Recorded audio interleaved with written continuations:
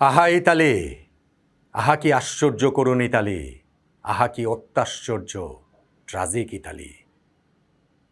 মাস দুয়েক পরে বিশ্বকাপ ফুটবলের মহাযজ্ঞে মেতে উঠবে পৃথিবী নামক এই গ্রহটির প্রতিটি আনাচ কানাচ, অথচ সেইখানে থাকবে না ইতালি।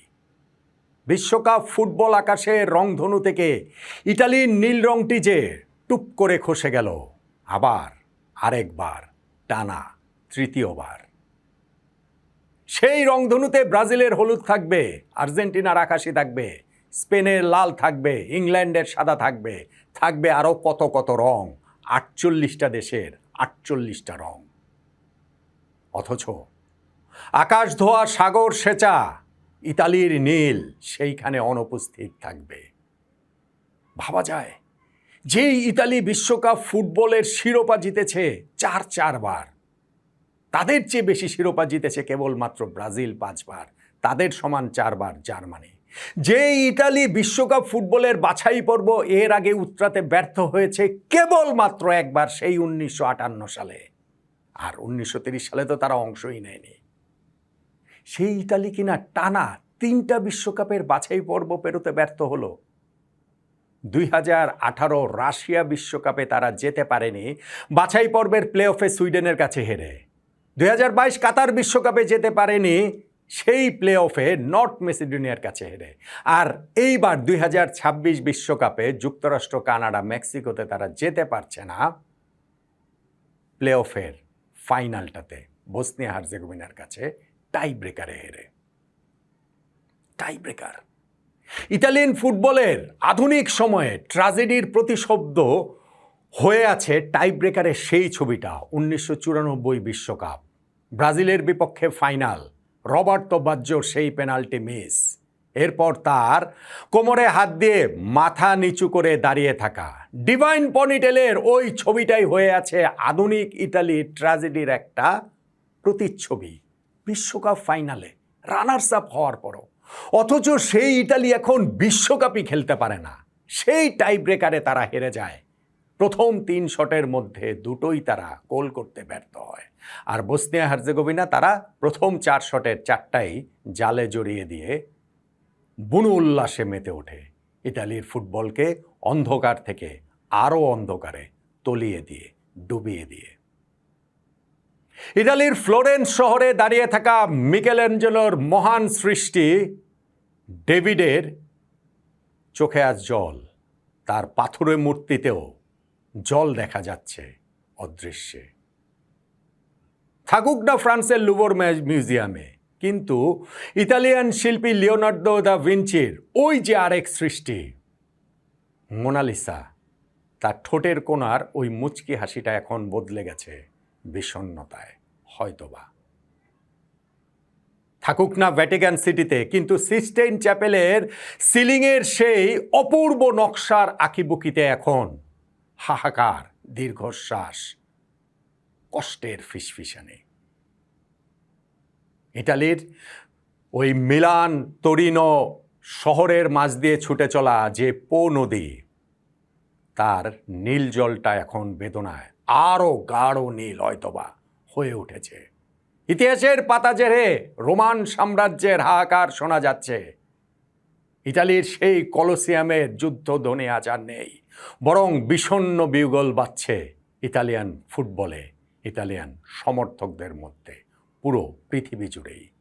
কি অবিশ্বাস্য সব ফুটবলার এই ইতালি উপহার দিয়েছে বিশ্ব ফুটবলে, সেইটা জিজি রিভা থেকে শুরু করে জিউসেপ্পে মেয়াজ্জা, ফ্রাসেত্তি থেকে শুরু করে মায়োলা, দিনোজফ থেকে বুফন, পাওলো রসি থেকে Paolo Maldini, Franco Baresi, Alessandro Nesta, Giuseppe Bergomi, Francesco Totti, Alessandro del Piero, কত কত নাম আপনি বলবেন। স্বর্গলোকে কিংবা মর্তলোকে থাকা ইতালির সেই সকল ফুটবল কিংবদন্তিদের আজ মন খারাপ, কেননা বিশ্বকাপে ইতালি নেই, বিশ্বকাপে ইতালি খেলতে পারছে না। বিশ্বকাপ যখন ছিল 16 দলের, সেই 1934-1938 সালে ইতালি বিশ্বকাপ জিতেছে। বিশ্বকাপ যখন ছিল 24 দলের, সেই 1982 সালে ইতালি বিশ্বকাপ জিতেছে। বিশ্বকাপ যখন ছিল 32 দলের, সেই 2006 সালে ইতালি বিশ্বকাপ জিতেছে। আর এখন বিশ্বকাপ যখন 48 দলের, পুরো পৃথিবীর মোটামুটি 4টা দেশের একটা দেশই যখন বিশ্বকাপ ফুটবলের চূড়ান্ত পর্বে খেলছে, সেইখানটাতে ইতালি নাই। 4 বারের শিরোপাজয়ী ইতালি সেইখানটাতে নাই। এটা আসলে ভাবা যায় না। আর যখন আপনি ভাববেন যে টানা 3য় বিশ্বকাপে ইতালি নেই, এই ট্র্যাজেডির কোনো তুলনা হয় না। বিশ্ব ফুটবল ইতালিকে বিশ্বকাপে নিঃসন্দেহে মিস করবে। অথচ ভাগ্যটা তো ইতালির হাতেই ছিল। হ্যাঁ, তারা বাছাই পর্বের যে মূল জায়গাটাতে, গ্রুপ পর্বে, ওইখানটাতে তারা ব্যর্থ হয়েছে। নরওয়ে ছিল গ্রুপ সঙ্গী। ইতালি তাদের গ্রুপের বাকি 6টা ম্যাচই মাঝখানে জিতেছিল, কিন্তু প্রথম ম্যাচে নরওয়ের সঙ্গে এবং শেষ ম্যাচে নরওয়ের সঙ্গে তারা হেরে গেছে। আর্লিং হালান্ডের নরওয়ে 3-0 গোলে এবং 4-1 গোলে, ফলে গ্রুপ চ্যাম্পিয়ন ইতালি হতে পারেনি। গ্রুপ চ্যাম্পিয়ন হলে সরাসরি বিশ্বকাপের টিকিট পেত। ঠিক আছে, সেটা হয়নি, কিন্তু প্লে অফ পেরিয়ে তো বিশ্বকাপের টিকিট পাওয়ার সুযোগ ছিল। সেই প্লে অফের সেমিফাইনাল পর্বে তারা 2-0 গোলে জিতেছিল নর্দার্ন আয়ারল্যান্ডের বিপক্ষে, আসার জায়গাটা তৈরি হয়েছিল। কিন্তু এই প্লে অফের ফাইনালে বসনিয়া হার্জেগোভিনার সঙ্গে তো তারা পেরে উঠল না। ইনফ্যাক্ট বসনিয়া হার্জেগোভিনা যখন অন্য প্লে অফের সেমিফাইনালে জিতেছে ওয়েলসের বিপক্ষে, তখন ইতালিয়ান ফুটবলারদের উল্লাসের একটা ভিডিও সোশ্যাল মিডিয়াতে ছড়িয়ে পড়েছিল। তারা ধরে নিয়েছিল যে ওয়েলস আসলে হয়তোবা কাজটা একটু কঠিন হতো, বসনিয়া হার্জেগোভিনা যখন এসেছে কাজটা অনেক সহজ হবে। কিন্তু ফুটবল বিধাতা যে অন্য কিছু লিখে রেখেছিল এই প্লে অফের ফাইনালটাতে ময়স্কিনের গোলে ইতালি আগে এগিয়ে যাবে ঠিকই, কিন্তু তারপর আলেজান্দ্রো বাস্টোনির একটা ফাউলে যখন তিনি লাল কার্ড খেয়ে যাবেন প্রথমার্ধের 41তম মিনিটেই, বাকি ম্যাচটা ইতালিকে খেলতে হবে 10 জন নিয়ে। যদি থাকতো সেই পুরনো ইতালি, সেই ক্লাসিক ইতালি, রক্ষণ জমাট ইতালি, যেই ইতালির রক্ষণ কাজটাও আসলে একটা শিল্প, তাহলে হয়তোবা এই 10 জন নিয়েও 1-0 গোলের লিড প্রোটেক্ট করে তারা বিশ্বকাপে খেলতে পারত। কিন্তু ইতালিয়ান ফুটবল তো তাদের আইডেন্টিটি হারিয়ে ফেলেছে। ইতালিয়ান ফুটবল গত কয়েক বছর ধরেই নিজেদের হারিয়ে খুঁজছে। তারা স্পেন হতে চায়, তারা জার্মানি হতে চায়, তারা ইতালি আর থাকতে চায় না। যেই কারণে রক্ষণটা যে শিল্প, সেইটাও ইতালি যেন ভুলে গেছে। এই দিনে তো যদি তাদের গোলকিপার দোনারুমা অতগুলো সেভ না করতো, তাহলে নির্ধারিত সময় তারা হেরে যেতে পারতো। একের পর এক সেভ তিনি করে গেছেন, কিন্তু 79তম মিনিটে আর পারেননি। বসনিয়া হার্জেগোভিনা ম্যাচে সমতা ফেরালো, খেলা চলে গেল অতিরিক্ত সময়ে। সেইখানটাতেও আর কোনো গোল না হওয়ায় খেলা চলে গেল টাই ব্রেকারে। আর টাই ব্রেকারে কী ট্র্যাজেডি সেটা তো বললামই।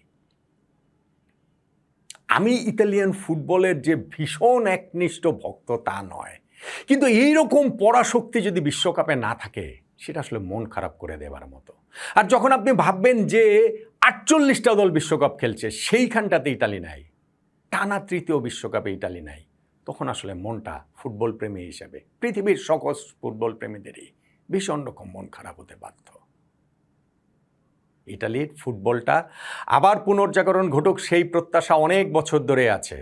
2018 বিশ্বকাপে তারা কোয়ালিফাই করতে পারেননি, পরের ইউরোতেই তারা চ্যাম্পিয়ন হয়েছিল। মনে হয়েছিল ইতালিয়ান ফুটবলে পুনর্জাগরণ ঘটছে। কিসের কি? 2022 ওয়ার্ল্ড কাপেও কোয়ালিফাই করতে পারেনি, 2026 ওয়ার্ল্ড কাপেও তারা কোয়ালিফাই করতে পারল না। এই যে মাস দুয়েক পরের বিশ্বকাপ, সেই বিশ্বকাপের সময় আমরা কত উল্লাস করব, কত রোমাঞ্চ, উত্তেজনা, উন্মাদনা এই পৃথিবীতে ছড়িয়ে পড়বে সকল আনাচে কানাচে। অথচ সেইখানটাতে ইতালির সক্রিয় অংশগ্রহণ থাকবে না, তারা সেইখানে কেবলই দর্শক।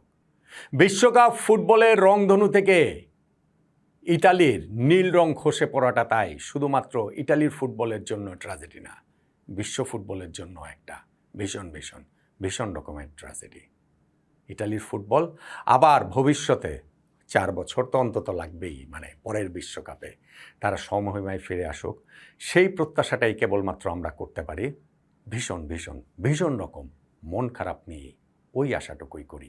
ইতালিয়ান ফুটবল তার সেই হারানো ঐতিহ্য ফিরে পাক, ইতালিয়ান ফুটবল তার আইডেন্টিটি খুঁজে পাক, ইতালিয়ান ফুটবল তাদের সেই রক্ষণ সৌন্দর্য দিয়ে আবারও বিশ্ব ফুটবল মানচিত্রে জায়গা করে নেক, বিশ্বকাপ ফুটবলে চূড়ান্ত পর্বে জায়গা করে নেক।